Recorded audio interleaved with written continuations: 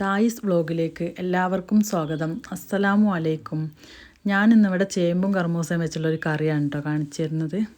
അപ്പോൾ അത് ഉണ്ടാക്കുന്നത് എങ്ങനെയാണെന്ന് നോക്കാം നമുക്ക്.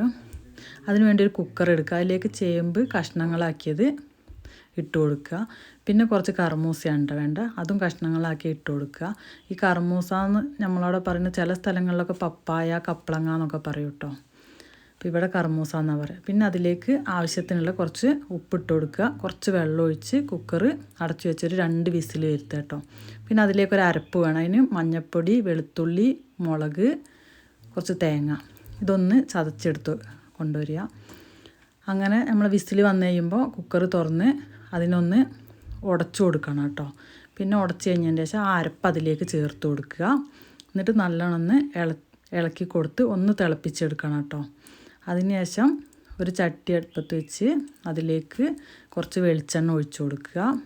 വെളിച്ചെണ്ണ നല്ല ചൂടായി വരുന്ന സമയത്ത് അതിലേക്ക് കടുക് ഇട്ട് കൊടുക്കുക. കടുക് നല്ലോണം പൊട്ടി വരുന്ന സമയത്ത് കുറച്ച് മുളക്, ഉണക്കമുളക് ഇട്ട് കൊടുക്കുക. അതിനുശേഷം കറിവേപ്പില ഇട്ട് കൊടുക്കുക. പിന്നെ ആ കറി അതിലേക്ക് ഒഴിച്ച് കൊടുത്ത് ഒന്ന് തിളപ്പിച്ചെടുക്കുക കേട്ടോ. അത് കഴിഞ്ഞാൽ നമ്മളെ കറി നമുക്ക് റെഡിയായേ. അപ്പോൾ ഇനി എല്ലാവരും ഇതൊന്ന് ഉണ്ടാക്കി നോക്കണം കേട്ടോ. പിന്നെ എൻ്റെ തായിസ് വ്ലോഗ് കാണുന്ന എല്ലാവരും ഈ ചാനൽ ഒന്ന് സബ്സ്ക്രൈബ് ചെയ്യണേ, സപ്പോർട്ട് ചെയ്യുക.